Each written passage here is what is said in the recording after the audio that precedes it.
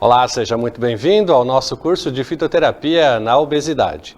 Esse curso é realmente transformador e deve fazer parte de todas as condutas que vocês, como público usuário de fitoterapia e ou prescritores de fitoterápicos, devem conhecer. Esse contexto pedagógico que nós relacionamos para tratar as comorbidades e tratar também as causas geradoras da obesidade, especialmente a obesidade mórbida, que vai utilizar as plantas medicinais como suporte para regular o processo fisiológico relacionado a essa patologia. Hoje a humanidade vive uma verdadeira pandemia em termos de ganho de peso e obesidade. E todas as comorbidades associadas à obesidade, incluindo aí hipertensão, diabetes, alterações metabólicas, alterações reumáticas, inflamatórias, todas essas alterações e sinais clínicos e sintomas associados estão muito diretamente relacionados ao que nós comemos, ao que nós estocamos e aos processos inflamatórios relacionados à hipertrofia dos adipócitos. Como nós vamos ver na nossa sequência do curso, fiquem conosco, é um curso que vai agregar muito ao seu tratamento e à qualidade de vida dos seus pacientes. Vamos começar então o nosso curso de fitoterapia na obesidade. Nessa nossa primeira aula, nós vamos fazer uma introdução geral do curso e quais os preceitos básicos que vão compor a unidade pedagógica relacionada à fitoterapia na obesidade.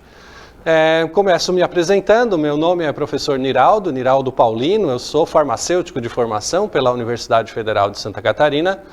Fiz o meu mestrado e o doutorado na área de farmacologia de plantas medicinais.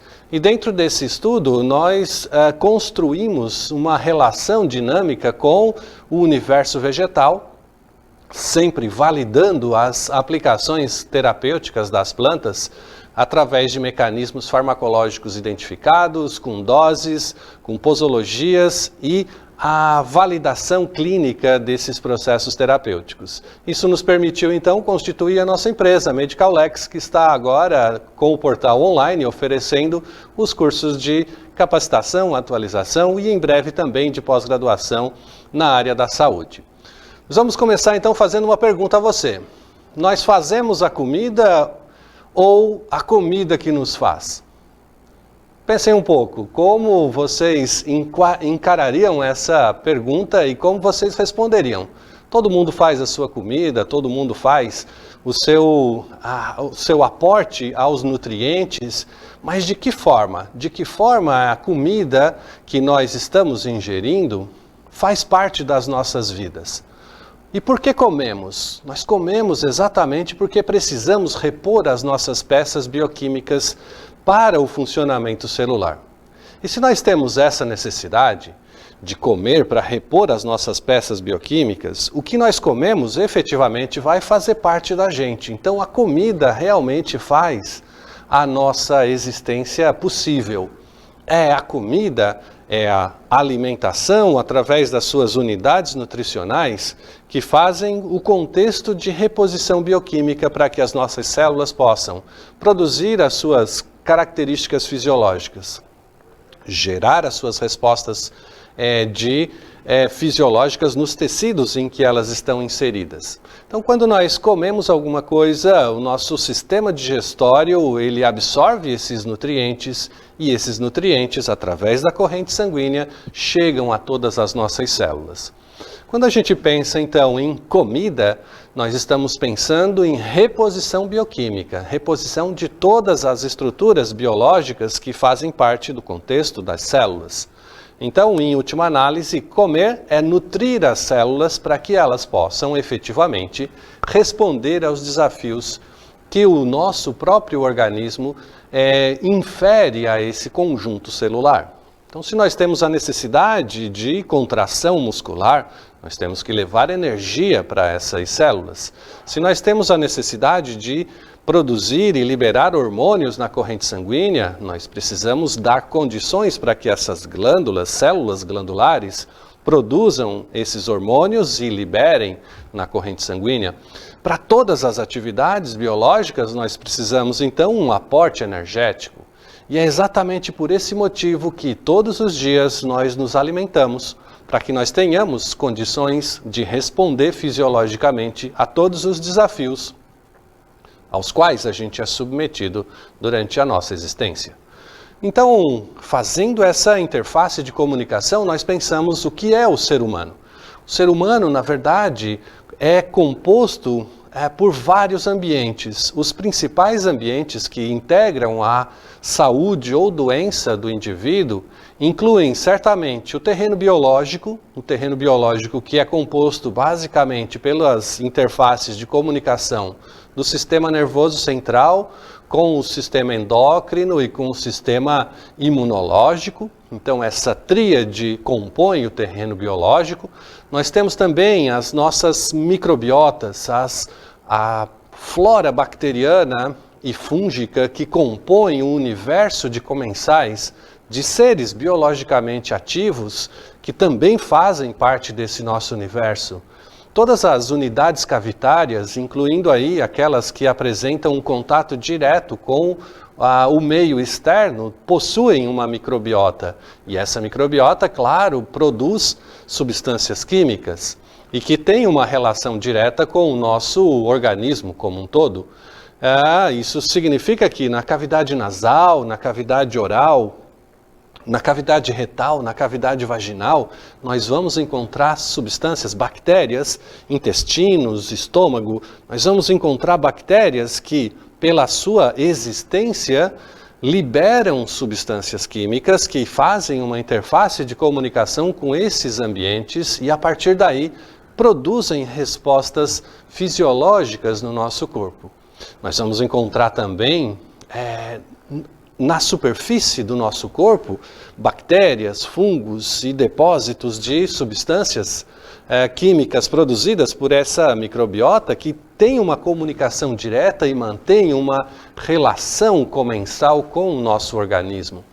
Se nós olharmos fisiologicamente em nível de DNA, nós somos 100 vezes mais DNA não humano do que DNA humano. O que significa isso? Que nós temos uma população de extracorpórea, que não faz parte do nosso corpo, que estabelece uma relação dinâmica com o nosso corpo. Então, o equilíbrio da microbiota também faz parte da saúde do ser humano. Nós vamos ver casos, por exemplo, de disbioses, alterações da microflora intestinal, que geram quadros inflamatórios subclínicos persistentes, e isso altera todo o funcionamento de vários órgãos, incluindo o sistema nervoso central. Nós temos também uma outra relação muito importante para a saúde do indivíduo, que é o ambiente social. O ambiente social onde ele vive. Claro, porque nós temos família, emprego, grupos sociais, grupos de relações entre as pessoas que fazem parte da dinâmica de observação interna do nosso organismo. É como o ambiente em que nós estamos inseridos se comunica diretamente com o nosso corpo, com as nossas células. Isso é muito fácil de entender, porque quando nós estabelecemos uma relação tóxica com outras pessoas, essas relações tóxicas promovem respostas fisiológicas no nosso organismo deletérias, que geram quadros de alteração funcional das nossas células. Então, quando nós abordamos aqui obesidade, o tema obesidade significa que a gente vai estar falando de todos esses ambientes, controlando todos esses ambientes, para que a gente regule a possibilidade de reduzir os danos lesivos associados a cada uma das alterações produzidas nesses microcosmos que compõem o nosso universo interno. Então, quando nós falamos de alterações fisiológicas, nós temos que sempre estabelecer essa dinâmica de percepção do ambiente onde o indivíduo vive, da sua microbiota e das suas características do terreno biológico. Imaginem vocês estabelecer uma dinâmica e uma percepção com esse olhar integrativo, o quanto isso vai agregar à conduta clínica associada ao tratamento dos seus pacientes. Então a gente sempre começa falando sobre esses 3 olhares pelo menos, inseridos na visão clínica de cada um dos seus pacientes e de si próprio, para auto-entender-se e valorizar a capacidade que nós temos de ir mudando essas condições fisiológicas às quais o indivíduo é submetido, poder controlar a geração de doenças.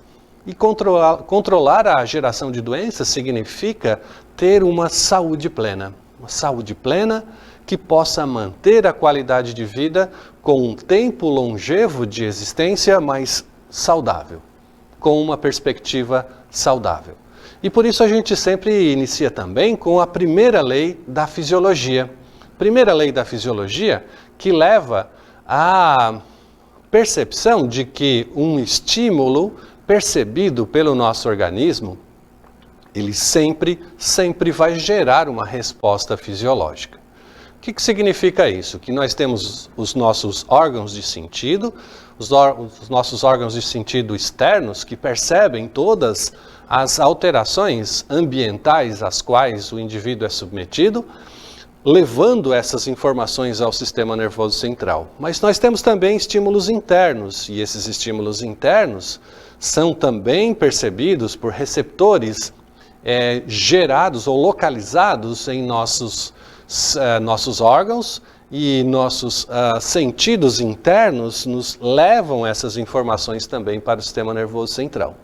Quando o sistema nervoso central integra essas informações, percebe, faz comunicações para a regulação de uma resposta fisiológica periférica. E aí nós temos, a partir do sistema nervoso central, a regulação do processo fisiológico pelo sistema simpático e parasimpático, o sistema autonômico. Por exemplo, é o que mantém o nosso coração batendo, é o que mantém o nosso pulmão respirando, o movimento respiratório, é o que permite a filtração glomerular renal, é o que permite a secreção de hormônios a partir das percepções e das necessidades fisiológicas relacionadas a esse estímulo que chega ao sistema nervoso central.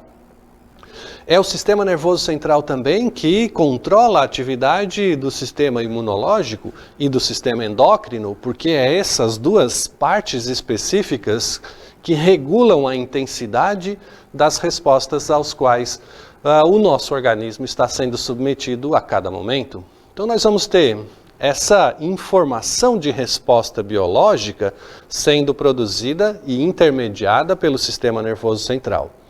E esse sistema nervoso central, através dos seus órgãos periféricos, respondem a esses desafios. Vamos imaginar então um indivíduo que é submetido a uma situação de estresse persistente. O paciente é submetido a uma situação emocionalmente ansiogênica que leva a um prejuízo perceptivo e que leva, portanto, a uma modulação fisiológica no nosso organismo. O paciente com estresse crônico aumenta a atividade secretora de cortisol periférico até ao esgotamento de cortisol, por exemplo. Cortisol que a gente já sabe do sistema endócrino, que é responsável pela modulação metabólica do nosso organismo, pela produção de energia. Então, quando nós temos uma diminuição da característica funcional da glândula adrenal, por esse estímulo ansiogênico persistente, esse estresse persistente, nós temos uma diminuição da atividade celular, uma redução da energia corporal, uma perda funcional de vários mecanismos de regulação fisiológica, inclusive o próprio de percepção desses estímulos, como uma tentativa de defender o nosso organismo desses estímulos persistentes. Então vejam que qualquer alteração fisiológica no ambiente onde nós estamos sendo submetidos, qualquer modificação da capacidade de percepção desses estímulos, por exemplo, quando eu sou submetido, eu posso ter uma resposta que é diferenciada em relação à resposta máxima produzida. Nós podemos perceber o estímulo e integrá-lo de uma maneira diferente do que a gente normalmente faria em situações de estresse. Então a regulação das percepções também faz a diferença na característica da resposta fisiológica. O que é comum na primeira lei da fisiologia é que toda resposta produzida no nosso organismo tem a necessidade de geração de ATP e gasto de ATP. ATP como moeda fisiológica, como moeda de interface para que as células possam efetivamente gerar a sua resposta naquele tecido em que elas estão inseridas. Então, perceber que qualquer estímulo gera uma resposta e qualquer resposta produzida precisa de ATP, nos leva à segunda lei da fisiologia. Essa segunda lei da fisiologia significa que a resposta que tem um gasto de ATP exige que nós tenhamos as condições fisiológicas para essas células produzirem esse ATP previamente. E todas as células que produzem o ATP como um mecanismo, como fonte principal para a produção das respostas, elas, em não utilizando todas as características energéticas associadas àquele momento fisiológico, elas acabam estocando essas moléculas energéticas. E a gente tem como moléculas que são produtoras de ATP, principalmente triglicerídeos e glicogênio. Glicogênio, a partir então do consumo de carboidratos, nós consumimos os carboidratos que são digeridos e absorvidos na forma de glicose, galactose e frutose. A glicose entra nas células mitocondriais e gera ATP. Então, glicose é o nosso principal elemento gerador de ATP para as respostas fisiológicas. Obviamente, quando a gente consome carboidratos a mais do que é necessário para que a gente possa produzir a resposta fisiológica naquela célula, o nosso organismo, como bom economizador, ele guarda essas moléculas energéticas e, em especial, a glicose é armazenada na forma de glicogênio. Glicogênio que fica estocado, então, no fígado ou nos músculos, como uma reserva energética futura. Assim também os ácidos graxos. Os ácidos graxos que são utilizados nas vias de produção de ATP como fonte secundária à ausência de glicose suficiente para a produção da energia e que, em determinadas condições, quando não há mais necessidade de produção energética, eles são estocados na forma de triglicerídeos. Então, triglicerídeos nós vamos encontrar como 3 moléculas de ácidos graxos associadas a uma molécula de glicerol, estocadas aonde? Principalmente dentro do sistema adipoide, nos tecidos adiposos. E eles ficam estocados exatamente como uma reserva funcional para gerar e garantir a energia para o funcionamento celular de maneira adequada. Então, nós já começamos a avaliar que durante os processos relacionados à obesidade, pelo acúmulo potencial das moléculas de reserva energética, incluindo aí glicogênio, mas sobretudo os triglicerídeos estocados dentro dos adipócitos, pelo aumento do consumo dessas moléculas e pelo baixo gasto energético que as células são submetidas, acabam-se então estocando-se nesses locais, nesses tecidos de reserva, essas moléculas. E aí, no caso da obesidade, sempre nós temos um acúmulo, uma hipertrofia dos adipócitos em função do arranjo de triglicerídeos dentro desses adipócitos estocados. Muito bem, então quando nós pensamos em obesidade, a relação, a conta é o quanto nós consumimos de moléculas energéticas e o quanto a gente gasta de energia durante a nossa atividade diária. Então, o consumo, nesse caso, dos pacientes obesos, o consumo normalmente é muito superior ao gasto energético das células. O que sobra é efetivamente estocado. E a obesidade não é uma condição também que é produzida de um dia para o outro, assim como todas as doenças. Elas vão efetivamente sendo preparadas, produzidas, conduzidas ao longo de um curso temporal. Então, nenhuma doença crônica se instala efetivamente de um dia para o outro, senão ela não seria crônica. O que a gente tem na obesidade é exatamente isso, é um acúmulo progressivo e persistente de moléculas energéticas na forma de triglicerídeos dentro dos adipócitos. O que vai fazer com que esses adipócitos eles hipertrofiem e ganhem uma condição clínica alterada em função das mudanças das características químicas relacionadas a esse acúmulo progressivo de triglicerídeos. Então nós vamos ter uma mudança no perfil fenotípico e genotípico desses adipócitos hipertrofiados. E a gente vai ver na sequência quais interferências que essa hipertrofia dos adipócitos produz nos pacientes com quadro de obesidade instaladas. Então, quando nós falamos, voltando um pouquinho sobre o conceito de introdução aqui do nosso curso de fitoterapia na obesidade. Quando nós falamos de alterações fisiológicas das percepções sensoriais às quais o indivíduo é submetido, nós vamos ter que lembrar que essas percepções elas geram uma resposta fisiológica intermediada pelo sistema nervoso central, que regula todos os processos fisiológicos periféricos através da modulação do sistema simpático e parasimpático nos respectivos sistemas, respiratório, digestório, músculo esquelético e todos os conjuntos de órgãos associados a esses sistemas. E nós vamos perceber que a intensidade das respostas produzidas nesses órgãos, ela é dependente da regulação de dois sistemas à parte, que é o sistema endócrino, na sua ordem hierárquica de constituição das glândulas, a glândula pineal como a reguladora do ciclo circadiano, o hipotálamo como fonte de resposta centralizadora de todos os estímulos percebidos, a hipófise como um órgão de deliberação periférica para as glândulas através das secreções dos seus respectivos hormônios, e as glândulas periféricas, que incluem a tireoide, a adrenal e as gônadas, principalmente para a regulação do processo fisiológico associado às respostas percebidas e conduzidas perifericamente para o sistema periférico, através do sistema autonômico, simpático e parasimpático.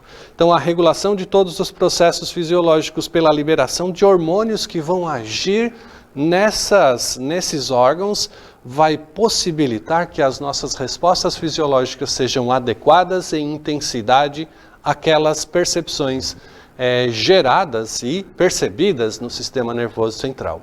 Da mesma forma, a exposição do nosso organismo a esse universo microbiológico no qual nós estamos inseridas é modulado pelo sistema imunológico. E o sistema imune, que tem então a pré-condição de, em regulando as capacidades de defesa fisiológica do nosso organismo, é capaz de produzir, então, mediadores que vão ativar essas células para controlar a proliferação dos micro-organismos aos quais nós estamos diariamente sendo expostos. Então, perceber aqui o universo do organismo humano como um todo, essa visão integrativa nos permite tratar agora todas as mudanças fisiológicas às quais o indivíduo está apresentando num determinado momento clínico. E é esse momento clínico que vai ser percebido pelo avaliador clínico no momento da prescrição dos fitoterápicos. As ferramentas das plantas medicinais, as quais a gente consegue traduzir aí num medicamento fitoterápico, são excepcionais para regular de maneira harmônica um conjunto de sinais clínicos e em especial aqui associados à obesidade. Vamos ver na sequência também que a regulação desses fenômenos, em especial os fenômenos hormonais, que estão diretamente impactando no conjunto de respostas mediadas na obesidade, elas dependem da atividade de todas as glândulas que se comunicam entre si. Por exemplo, a glândula pineal produzindo melatonina, o hipotálamo produzindo seus respectivos hormônios, CRF, CRH, e aí a gente tem um conjunto de hormônios que são produzidos que modulam a atividade da hipófise, por exemplo, com as suas regulações fisiológicas que modulam as glândulas periféricas.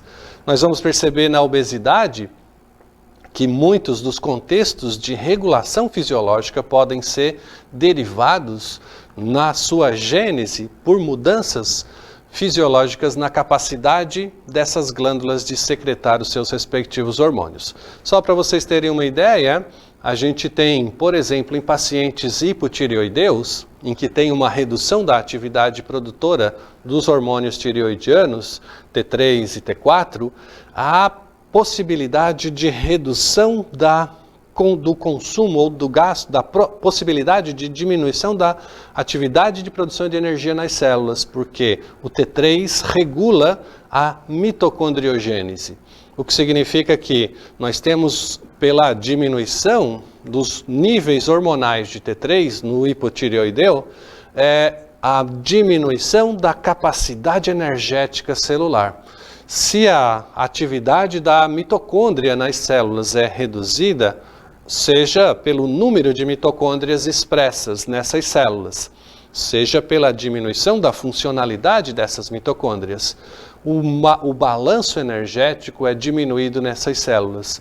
O metabolismo energético dessas células é reduzido, o que significa que o consumo dos alimentos ricos em energia vai certamente se acumular. Então não é infrequente nós encontrarmos nos pacientes hipotireoideus acúmulo de gordura abdominal, uma lentificação do processo de gasto energético. A mesma coisa acontece com os pacientes com fadiga adrenal que pode ser gerada por uma hiperfunção transitória da adrenal, levando a um consumo exagerado da energia mitocondrial dessas glândulas. E com isso há uma redução da produção de cortisol.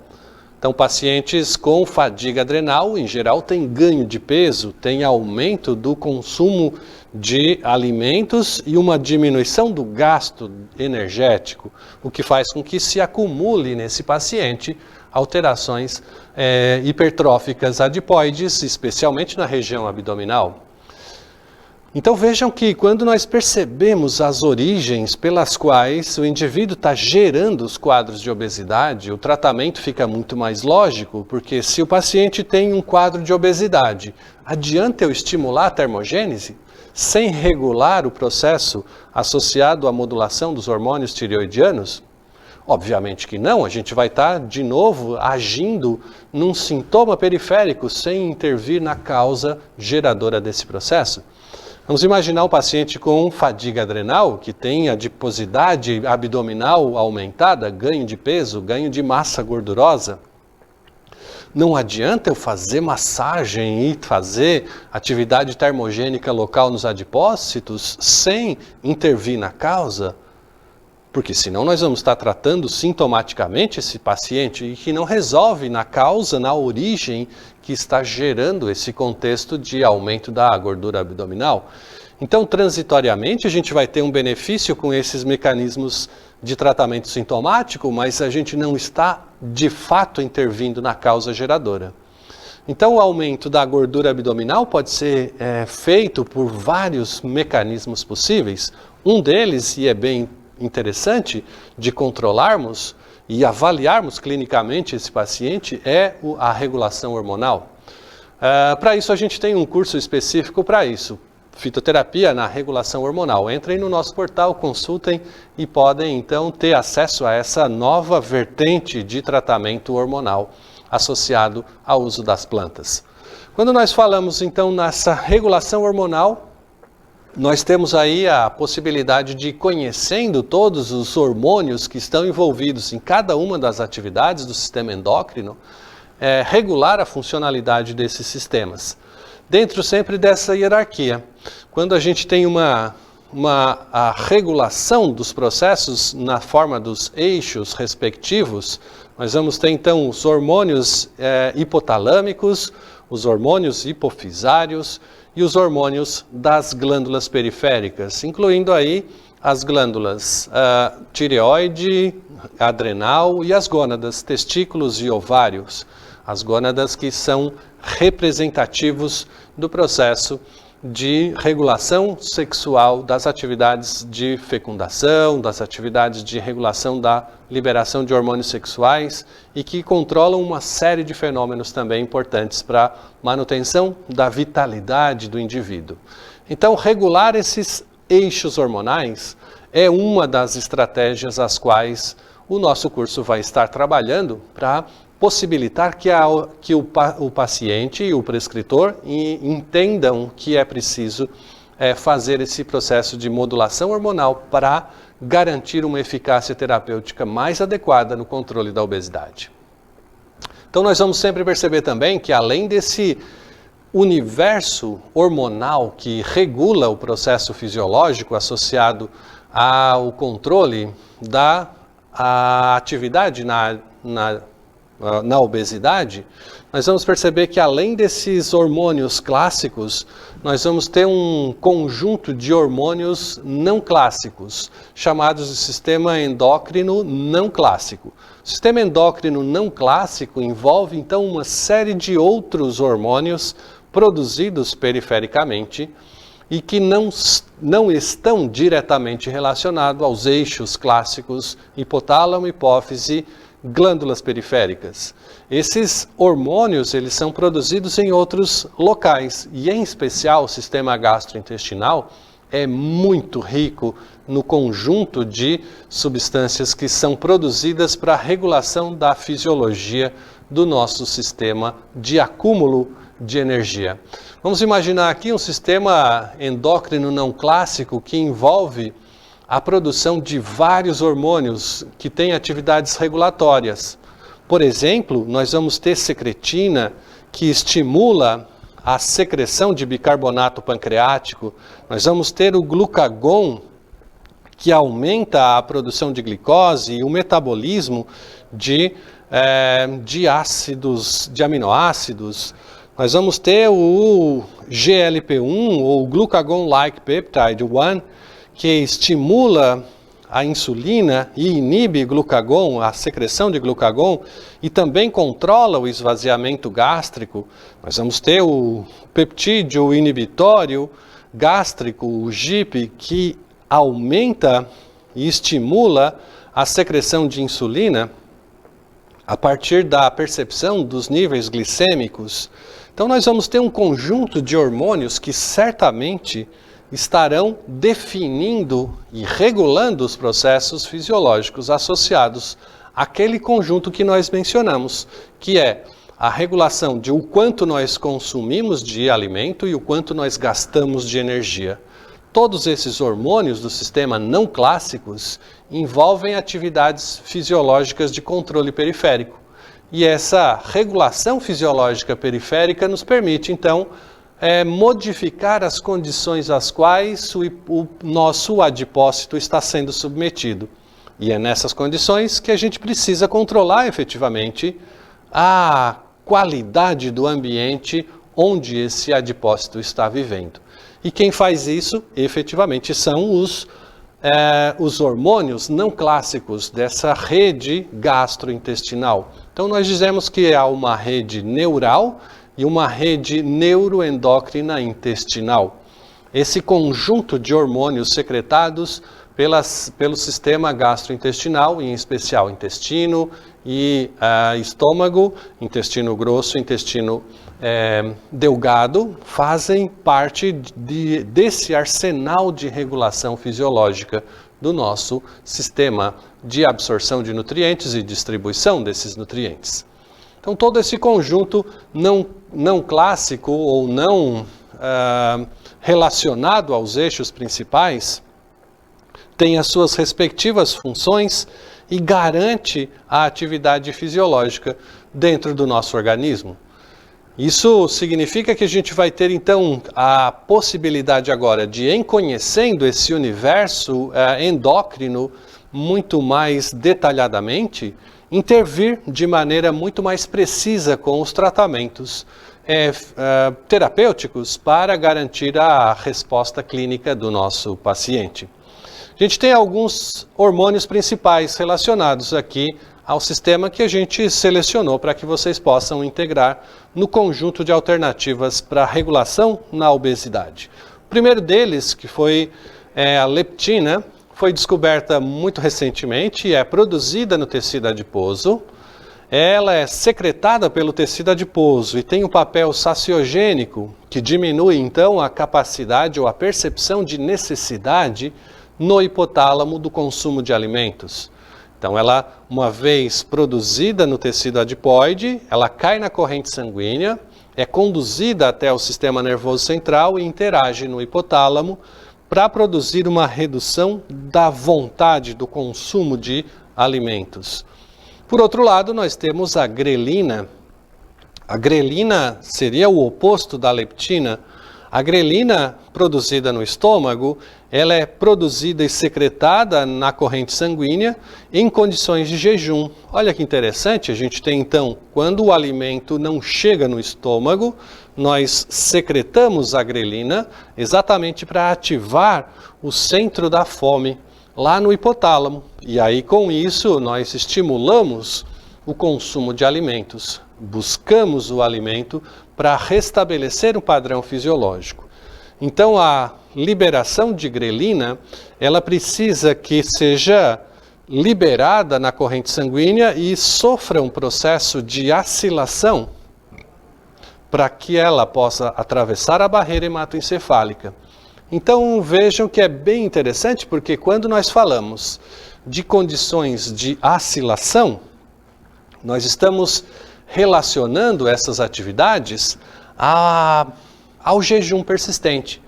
Ou seja, quando nós temos um déficit de consumo de alimentos e que as células entram já no processo de diminuição da atividade celular, são produzidos radicais acil, que são liberados na corrente sanguínea.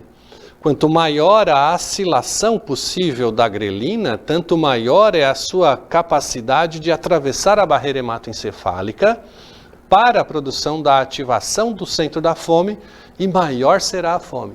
Então, um dos mecanismos possíveis de regulação da atividade de consumo de alimentos e ativação pela grelina, seria a redução do mecanismo de acilação associado ao consumo de alimentos. A redução do consumo de alimentos, né? Um outro hormônio bem interessante também, que nós vamos encontrar relacionado ao sistema de controle da obesidade, é a insulina. A insulina é secretada sempre pelo pâncreas, pelas células beta-pancreáticas, e elas estão diretamente relacionadas às concentrações percebidas pelas células beta-pancreáticas da glicemia. Então, quanto maior a glicemia, quanto maior o pico glicêmico na corrente sanguínea, portanto, maior a percepção dessas glândulas, das células beta-pancreáticas. E aí, dentro das células beta-pancreáticas, essa glicose vai ser convertida mitocondrialmente em ATP, e o ATP regula a atividade de bloqueio dos canais de potássio, despolarizando as células beta-pancreáticas e possibilitando que haja a liberação na corrente sanguínea de insulina. Então, quanto maior a glicemia, quanto maior o pico glicêmico, tanto maior a liberação de insulina para a corrente sanguínea.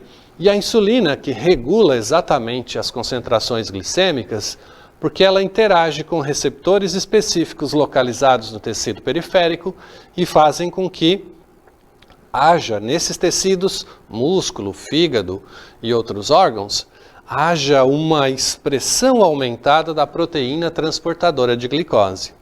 Com isso, nós temos um processo de expressão gênica da GLUT, e a GLUT, ou proteína transportadora de glicose, aumenta a capacidade de captação de glicose para dentro das células, para que elas próprias agora tenham glicose suficiente para o processo de produção de ATP e geração de energia naquele contexto clínico.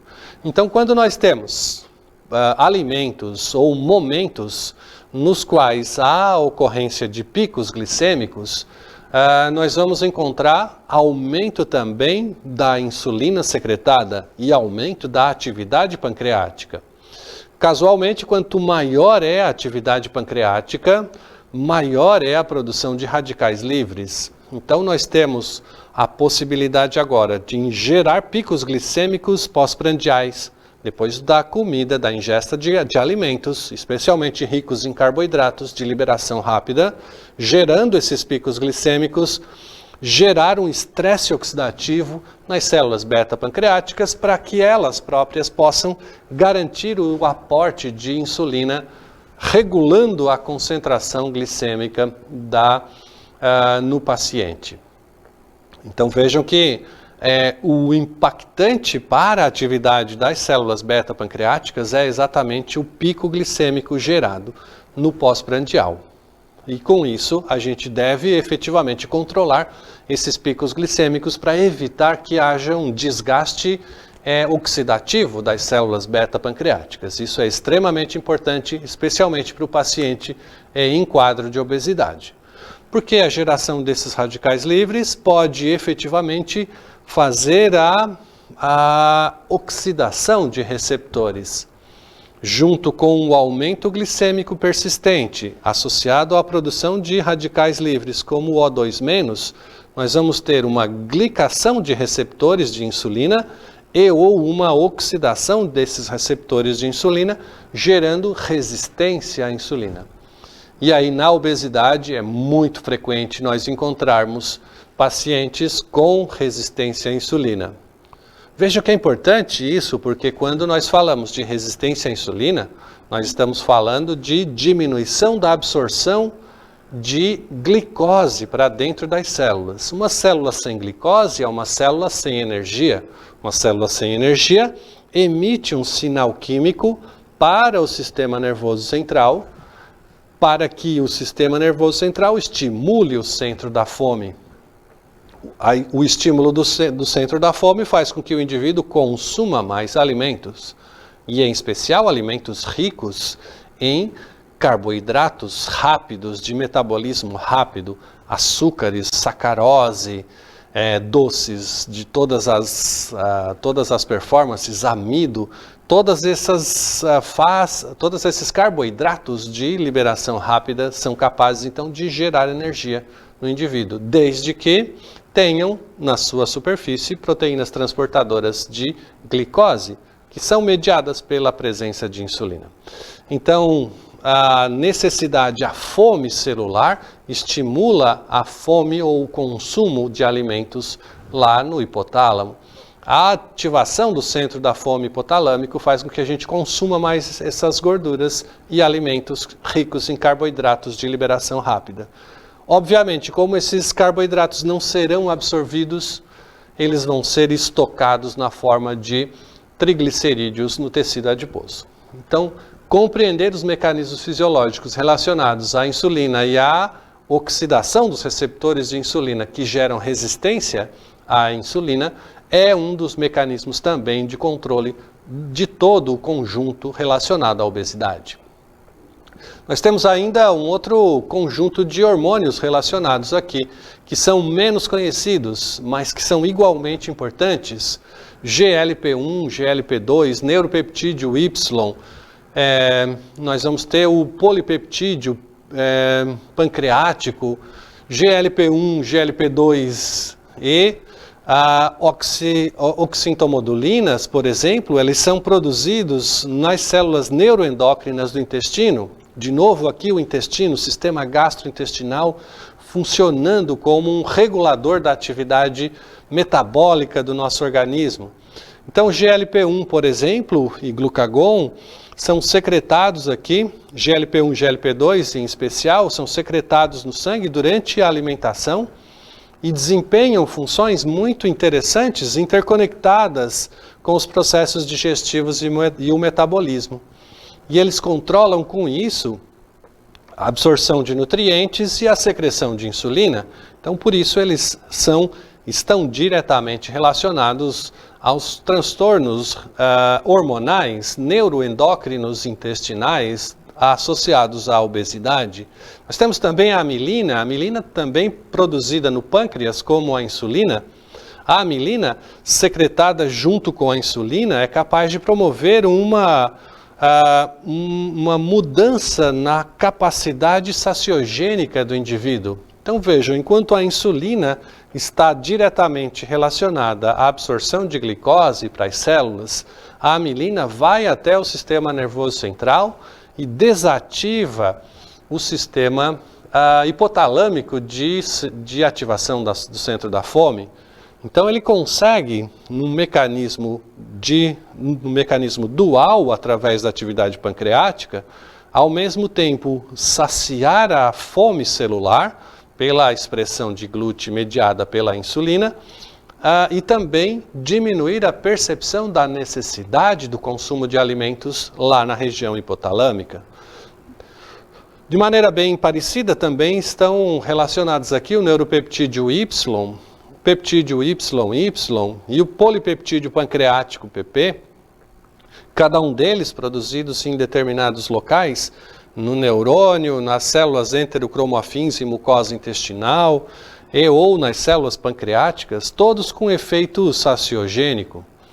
Então, a regulação dos processos fisiológicos relacionados ao sistema neuroendócrino e o neuroendócrino intestinal, elas são capazes de modular o conjunto de modificações fisiológicas que estão diretamente ligadas à possibilidade de gasto energético e a regulação do quanto de consumo de alimentos nós estamos produzindo no nosso organismo para que eles estejam equilibrados de uma maneira tal que a gente consuma o que gasta ou gaste o que consome.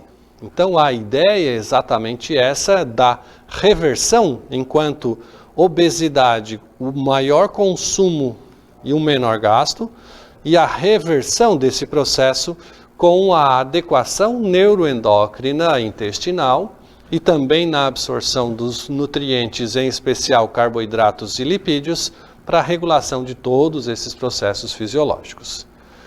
Então, para que tudo isso possa efetivamente funcionar de maneira adequada, a regulação nas secreções desses hormônios, a interface de comunicação entre o sistema de percepção sensorial, centro da fome, hipotalâmico, e todos os órgãos periféricos, sejam os órgãos endócrinos nos eixos clássicos, sejam os eixos neuroendócrinos intestinais, que são mais recentes, mas também com uma percepção de interação muito diretamente relacionada à obesidade, é que nós perguntamos, tudo isso funciona a partir da geração de energia.